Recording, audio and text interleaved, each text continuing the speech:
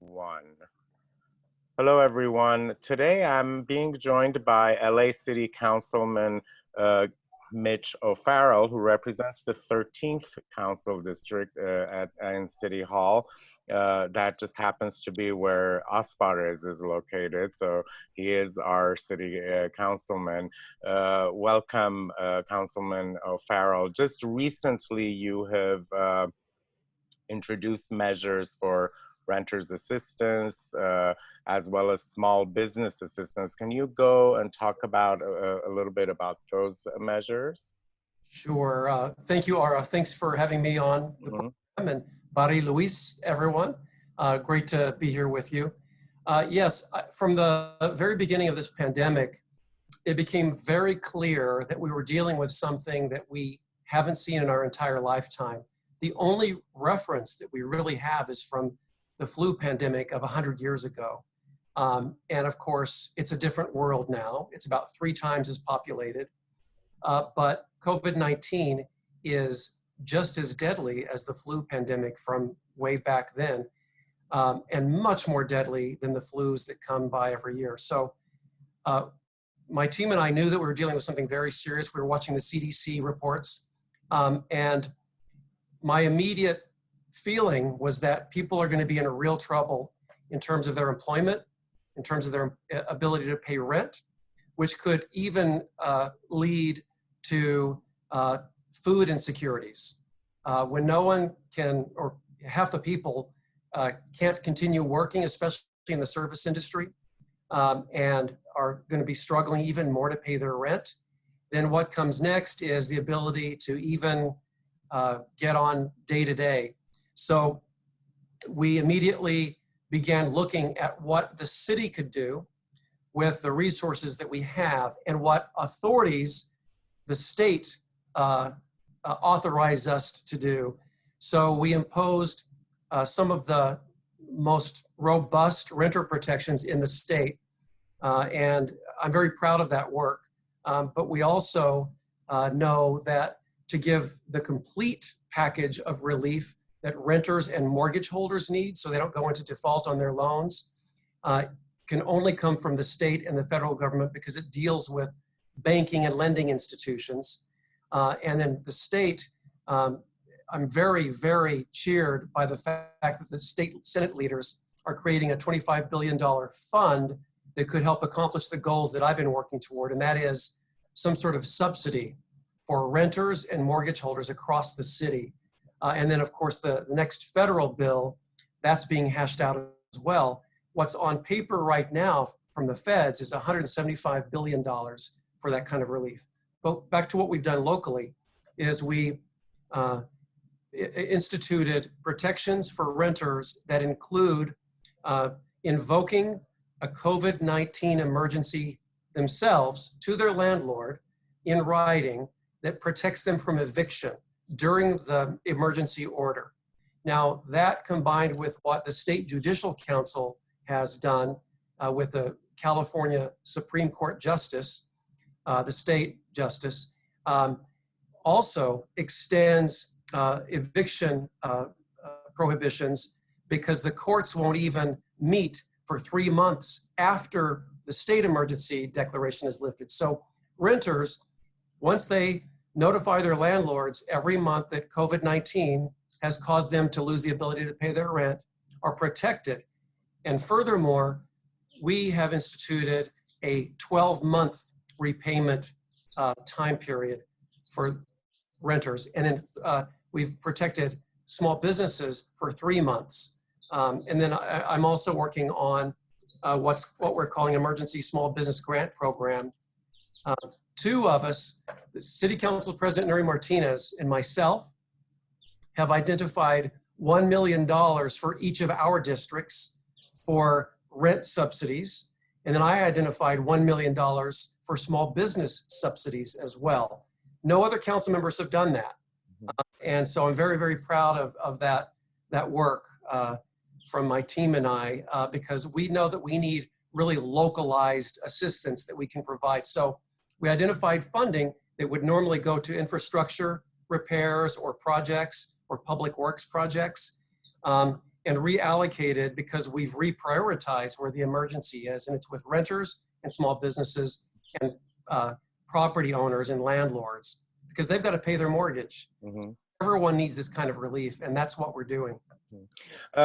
So how does the renter go about doing this? Do they have to provide written proof that say they've been laid off or whatnot? Or do I just say to my landlord, oh, I can't pay, and that's, he's taking my word against anyone else's? All the renter needs to do is download a document that they can get from the City of Los Angeles through Housing Community Investment Department. My office helped design this document, and fill it out. It's one page. You don't have to present a whole lot of proof at all, and you're simply stating that COVID-19 has impacted your ability to pay rent. And as long as the landlord gets that notice within 7 days of the rent being due, then that's all the city needs to verify and protect that renter. And by protection, so they're not going to pay, let's say, their June rent. Does that mean that the renter has to pay it come down the line, or are they exempt from paying that rent? What we've done is we've bought the renter time. We've bought them 12 months. And in the meantime, we're working on actual rent subsidies so that once the repayment is due after a year, that the subsidies that they receive can go toward that deficit. And it's a very nuanced, very complex, not that complex really, but it's a system that requires complete cooperation from local, state, and the federal government. And that's what we're working on. I've led the city council on resolutions to support these relief efforts from the state and the feds. And we've made all of the contacts with all of our legislators at the federal and state level for this, just saying, hey, look, the next level of relief we need has to involve you because it's the banking and lending industry, and that's all controlled by the federal government. So it's really all of us together. And I'm very cheered and very, I feel optimistic because I think that my colleagues in the state legislature and the local congressional delegation really understand all of this. And it's incumbent upon Angelenos to really understand this as well, because unfortunately there's some misinformation out there that's been spread. And if the city council tried to take action ourselves, it wouldn't be enforceable because it is literally unconstitutional. Some of what's been asked to do, it would get us into a lot of legal trouble, and it would hold everything up because there would be lawsuits filed, and it wouldn't solve any problems, and it would give people false hope. So I don't want to give anyone false hope. I want everyone to understand what we're doing and how we're unified in this approach. Mm-hmm. What about the small business relief efforts that your office and your office are working on? Can you expand on that? Sure. So the Emergency Small Business Grant Program is for locally owned businesses with fewer than 26 employees. And that's the area of focus right now. We're working with our own Economic Workforce Development Department on the standards and the requirements and the instructions for filing that claim. And that'll again be a subsidy or a forgivable loan, if you will. Our small businesses are struggling just to survive. And it's so complicated for them because some of the insurance policies that have been taken out for catastrophic events are refusing to pay them. Employees have been laid off. We want to take a holistic approach at this and help these businesses survive so that as the economy or as the emergency efforts are eased and people can start returning back to work, that there's a place for them to go back to work. And we think that this program will help, especially while we're waiting, hoping, and lobbying the state and the feds for additional small business as well. And has that program opened, or is it? Are we waiting for that to open? We've been working on this for the better part of a month, and we introduced the motion last week. So what we need to do is the EWDD, the Economic Workforce Development Department, they're developing the rules and regulations, and we're following up every day because we want to have something up and ready. My goal is by the end of the month, and I'm hoping we can achieve that. But we'll keep you posted in terms of once the system is up and running, because we want to get the word out as soon as we can so that we can start providing the relief. One thing I wanted to touch on with you, Councilman O'Farrell, is I know it's not a city thing, it's a federal thing, but the Paycheck Protection Program that was introduced through the CARES Act has a 2-month limit of for you to spend that amount if you wanted to turn into a grant. Now, given that it's taken a while for those things to get activated, and LA, for example, has extended the stay-at-home until the end of July, it does not become a very logical or feasible way for businesses to, just basically pay their employees who have gone on unemployment and also experience delays in receiving it. So is the city council doing something to go to our representatives in Congress and urge for some kind of an extension on those paycheck protection loans? What's not perfectly clear to me right now is since there's been a delay in that program becoming available to people, if that means it's a 2-month trigger from the moment the program becomes available to the time it expires, the 2-month window. But my understanding is the 2-month starts when you receive the payment. So okay, if you receive the payment on the 15th of May, let's say, you have until 15th of July to comply with it. But if you're living in LA, the stay-at-home is until July 31st, from what I'm understanding, from the news coming out of City Hall. So it's a weird kind of a reality. All right, it sounds to me like something that we need to get answers to, because I would hate to think that it would take another act of Congress just to extend the deadline when people are in great distress. But that's something that my team is in regular contact with a local congressional delegation. That's something that we'll have to find out. I, as someone who's running a business in the 13th district, have also appealed to Congressman Adam Schiff's office, and hopefully we'll get some answers. And some of the projects that your office has been working on but kind of stopped because of the COVID-19 pandemic is the Gateway project, the Little Armenia Gateway project. Do you have any updates? How was it impacted by this whole thing, and when can we see something happening? I have really good news on the Armenian Gateway. Production hasn't stopped at all. We're going full force. We put all the building blocks in place long before the pandemic struck. And someday I should write a book about what it's taken to build that Gateway project, because that is, I think, the most arduous journey I've been on as a council member, because from community input, we landed on this location that happens to be on state-owned property, Caltrans property. Oh, okay. The perfect location. So the trials and travails with getting permission from the state, with lots of changes in leadership and decision-making positions within Caltrans over the last literally 5 years, has been one heck of a journey. But the good news is it's being manufactured, or not manufactured is the wrong word, because it's a sculpture on site by the Athenian Cultural Center, incredible artists. And so it's there, it's a construction site at this point, and it's going full force ahead. So in the coming months, it'll be finished, and hopefully, and I'm optimistic on this, we'll be able to have a really incredible celebration when we dedicate this.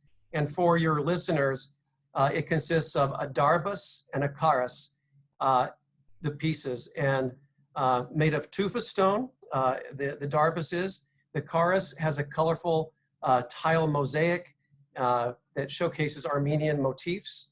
And I couldn't be more proud of the work of the Atanian Arts Center and my team for really this partnership, along with the Department of Cultural Affairs. This is a project that we identified 6 years ago. But man, is it worth the journey. And I couldn't be more proud of this project. It's gonna be one of those cultural landmarks that help redefine Little Armenia and what Hollywood is all about in terms of a welcoming community for immigrants. I'm super excited about this project. And we're looking forward to it as well. We'll be following up. But I want to turn our attention back to COVID-19, the extension of the stay-at-home order, as well as the city's requirement that everyone wear facial coverings even when they're not inside of a business or a store or whatnot. What is that going to do? It's going to protect people from getting gravely ill and risking their lives. This is all about personal responsibility. And it's all about being able to understand and have compassion for people of all ages. We know now that young children can get very sick with that condition that is now being identified across the world. We know that people with underlying conditions of any age are very vulnerable to COVID-19. And we know that people of advanced age are vulnerable. We're all human beings. If we're blessed, we get to go through all phases of life into advanced old age ourselves. There's never been a better time to reach within our better angels and be compassionate toward others. We know that masking and protecting yourself and doing the personal protective gear will help keep from infecting someone else. We know that 90-some% or close to it, people who have COVID-19 show no symptoms. That means that you may be spreading it everywhere and not even realize it. So these stay-at-home orders are for all of us. We cannot and won't become a police state. That's not who we are, but we really need to exhibit personal responsibility so that we all get through this more quickly and more safely. And that's what those stay-at-home orders are about. Because if the current infection rate doesn't go beyond, or below rather, one person with COVID infecting one other person, if the rate doesn't go below that, nothing's going to change. We're just going to be at this plateau indefinitely. So when that rate is reduced significantly, the economy can come back more quickly. And that's important for everyone. Yeah. And of course, we're hearing, getting the numbers out of LA County and the city of LA that while the numbers keep growing in our area, we have not yet flattened the curve in LA County and certainly not in the city of LA. So we need to take the precautions. And I guess for those people who are really anxious to get out, there are some new places that they can go. But, you know, I live very close to the beach. I can wait a couple of months before going to the beach if it means that my neighbors and everyone else are going to be okay and not get sick and vice versa. So I think a lot of people need to exercise a little bit of patience, and hopefully we can all get through this together. Before we close, do you have any other thoughts that you'd like to share? Just that, you know, the theme, I think, of all of this is that we're all in this together, whether we like it or not. That differences of opinion are just fine, but it's incumbent upon all of us to really understand the science, to really push for robust testing ability, to say our prayers, and to respect one another, and reflect on what it means to take that personal responsibility so that we can slow the spread of this for health and safety reasons, and also to help the economy come back more. That's ultimately what we need to do, and we all need to get on the same page to accomplish that, as you just said. So. And I think we're fortunate to be living in a city. Los Angeles is one of the few cities and the large cities in the country that has the ability for everyone to get tested. And it's a very simple process. I've done it. Go to lacity.org and set up an appointment and get tested, because by testing and knowing these results, we are actually preventing this from spreading. So I hope everyone does it. And thank you again, Councilman O'Farrell.